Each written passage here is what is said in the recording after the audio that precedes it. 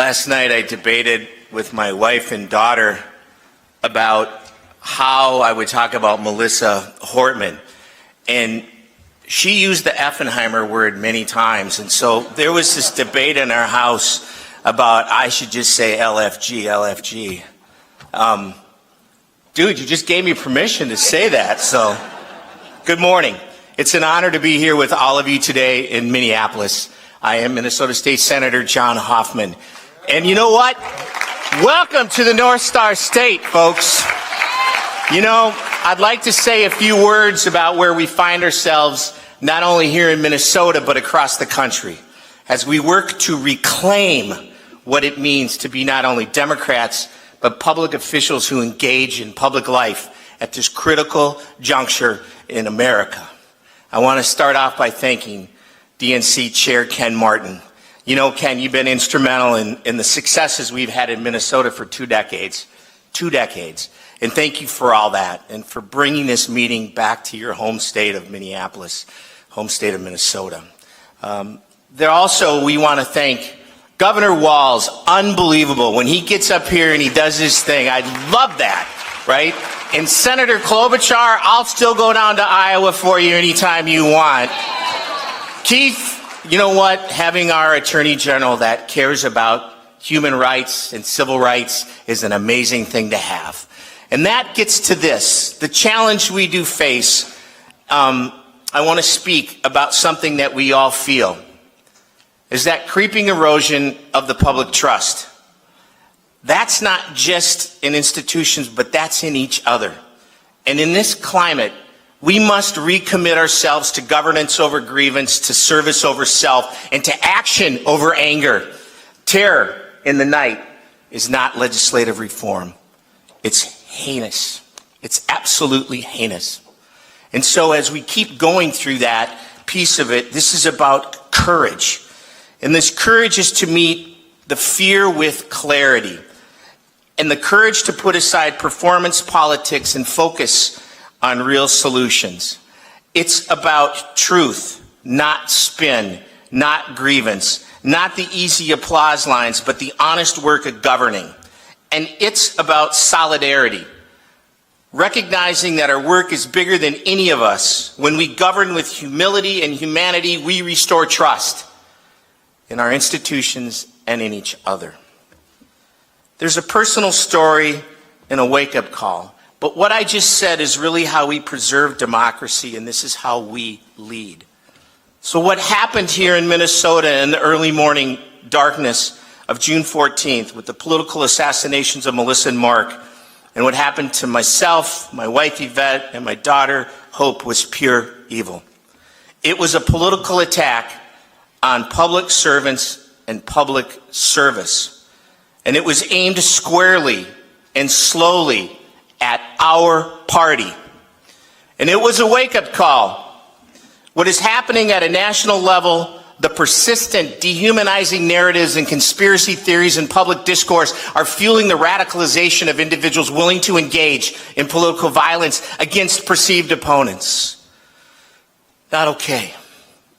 I'm still slowly recovering from my gunshot wounds, 9 of them. If you want to see the pattern on my body, it's the same pattern that's in my red door that I no longer have. Although I do still have a long way to go. And what my daughter has endured on top of all this trauma, with publications international objectifying her based on disability, with narratives of the night that aren't even true, that's ableist and that's shameful. And I wish the media would stop leading the headlines with that. Thank you.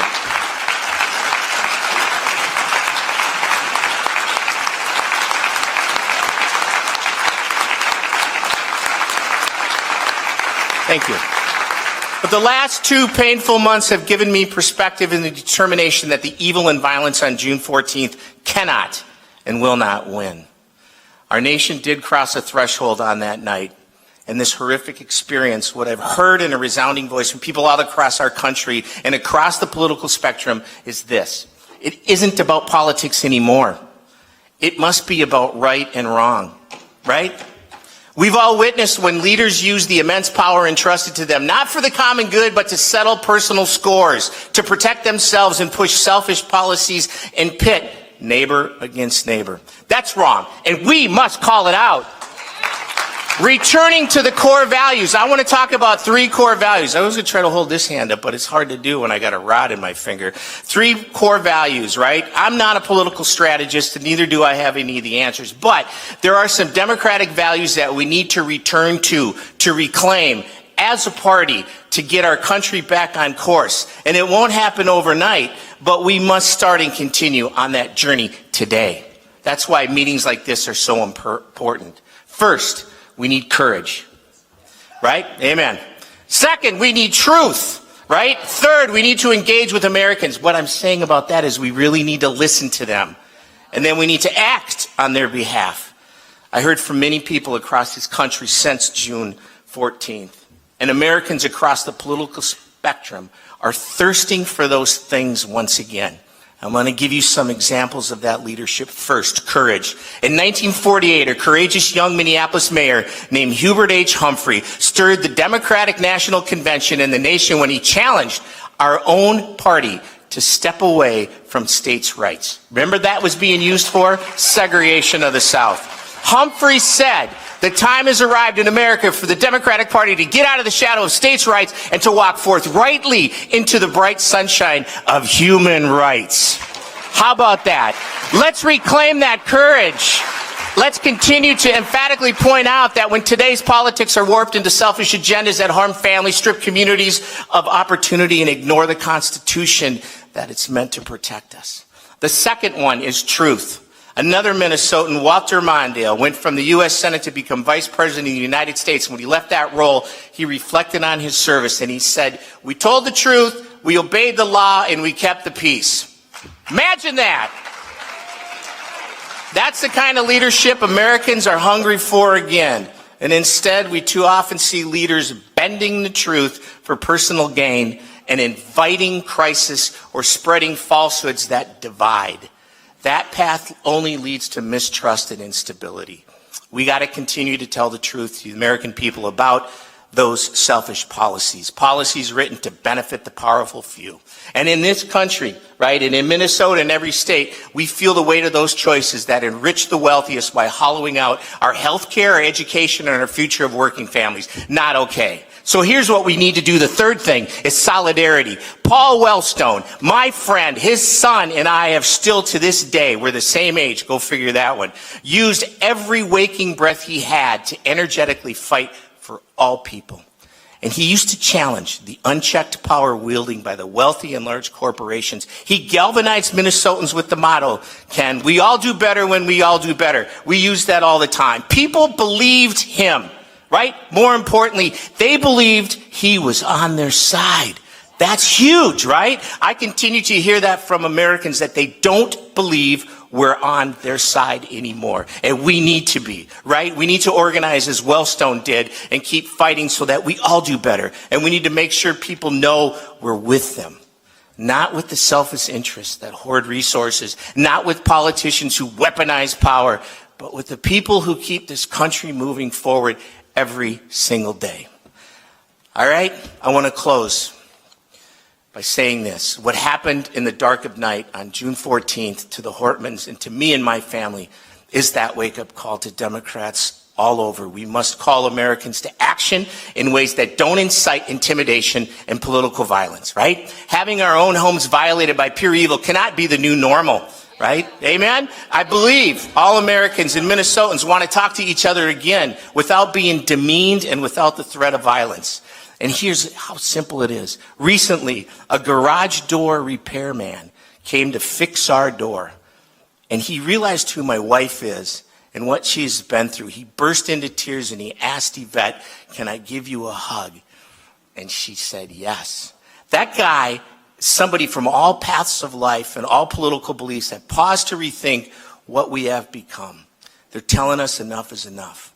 This doesn't mean we're always going to agree, but it does mean we will have to begin to see the humanity in each other, as Humphrey, Mondale, and Wellstone and every person in this room does, right? We as Democrats, as Americans, as people with humanity, have to reclaim that. Will you help us reclaim that, people? The tragic loss.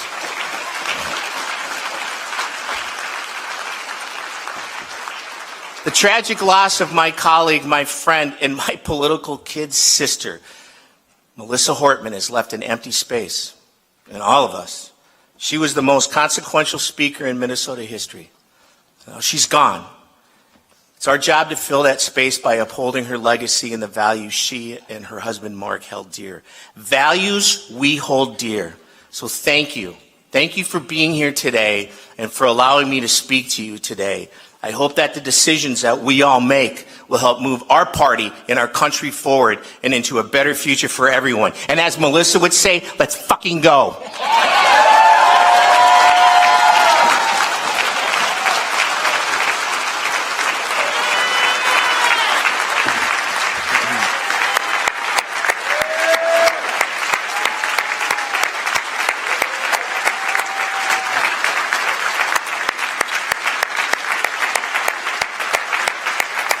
At the Democratic National Committee's summer meeting in Minneapolis, Minnesota State Senator John Hoffman delivered an emotional speech that blended personal testimony with a broader call for political courage.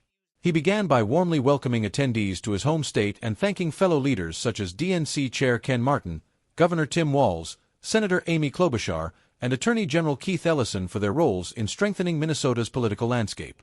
Hoffman quickly shifted from gratitude to gravity, addressing what he called the creeping erosion of public trust, both in institutions and in one another.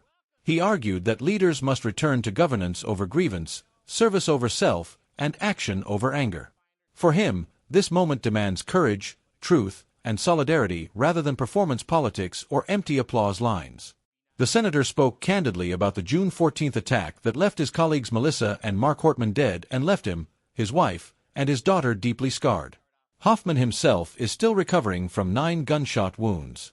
He described the violence as pure evil and insisted that it was more than a personal assault, it was a targeted political attack meant to intimidate public servants. He also condemned ableist and misleading coverage of his daughter in the aftermath, calling it shameful.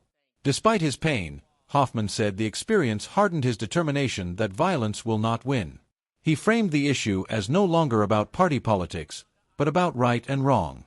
He reminded the audience that too many leaders misuse power to push selfish policies, pit neighbors against each other, and enrich the few at the expense of working families. Hoffman then turned to the 3 values he believes must guide Democrats forward. Courage, he said, was exemplified by Hubert Humphrey in 1948 when he urged the Democratic Party to stand firmly for human rights against segregation. Truth, he explained, was captured by Walter Mondale's reflection that real leadership means telling the truth, obeying the law, and keeping the peace. Solidarity, he added, was championed by Paul Wellstone, who fought tirelessly for ordinary people with the conviction that we all do better when we all do better. He warned that Americans are losing faith that their leaders are truly on their side, and he urged Democrats to organize in ways that bring people together rather than divide them. Hoffman emphasized that responding to violence with more intimidation or threats cannot be the answer. Instead, he said, the focus must be on restoring humanity and rebuilding the ability to talk to one another without fear.